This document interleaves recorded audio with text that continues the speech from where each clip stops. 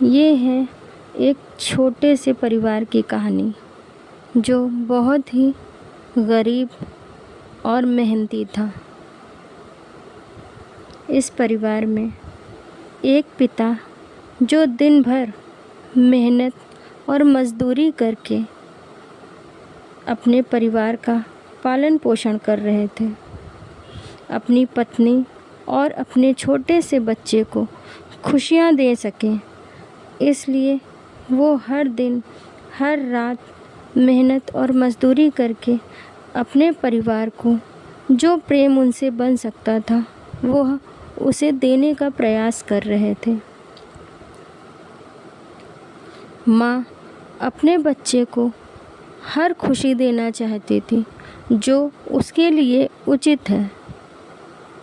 माँ भी हर हाल में अपने बच्चे की खुशियों के लिए मेहनत मज़दूरी करके रोज़ी रोटी की व्यवस्था करने में लगी रहती थी। एक माता और एक पिता जब अपने बच्चे को देखते हैं तो वे जो प्रसन्नता महसूस करते हैं शायद वह कोई अन्य व्यक्ति ना समझ पाए। इसका अनुभव सिर्फ वही समझ सकता है या कर सकता है जिसने स्वयं उस खुशी को जिया हो।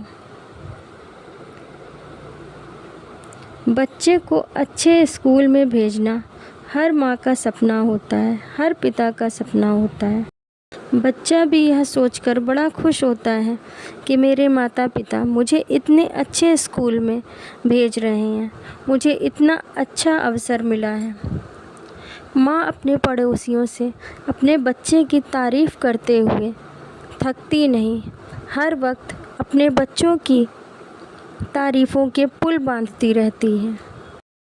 पर जब यही बच्चे बड़े होते हैं और माता पिता बुज़ुर्ग होते हैं तब उनकी दुनिया एक अलग तरीके से चलने लगती है। एक दिन जब बच्चा ज़िद करता है कि मुझे दूसरे शहर जाना है, अपने सपनों को पूरा करना है, तब माँ और पिता बहुत चिंतित होते हैं। उनको डर रहता है कि ना जाने दूसरे शहर में क्या होगा, मेरा बच्चा कैसे रहेगा। पर बच्चे को इन बातों की चिंता नहीं होती। वो तो उस समय सिर्फ अपनी खुशियों को देखते हैं। उनको तो लगता है कि सब कुछ, मुझे दूसरे शहर जाऊंगा तो मुझे सब कुछ मिल जाएगा और अपने परिवार का सुख दुख सब भूल जाते हैं। माँ बहुत समझाने की कोशिश करती है पर बच्चा नहीं मानता है। इसी चिंता में पिता उसके बीमार हो जाते हैं और अचानक एक दिन अपनी सांस छोड़ देते हैं। माँ अपने दुख को और उस अकेलेपन को बेटे से कहती है, पर बेटा अपने सपनों की ज़्यादा परवाह करता है और उसी को अहमियत देता है और एक दिन चला जाता है। वह अकेले रोती और बेटे के इंतज़ार में दिन रात टकटकी लगाए बैठी रहती। रातों को नींद नहीं आती और दिन का सुकून छिन जाता है। इसी तरह एक दिन वह भी अपनी सांस को छोड़ देती है।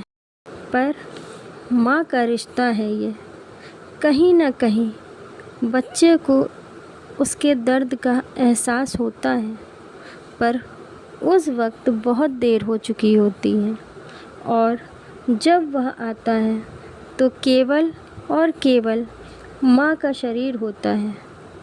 प्राण तो उस परमात्मा में लीन हो जाते हैं।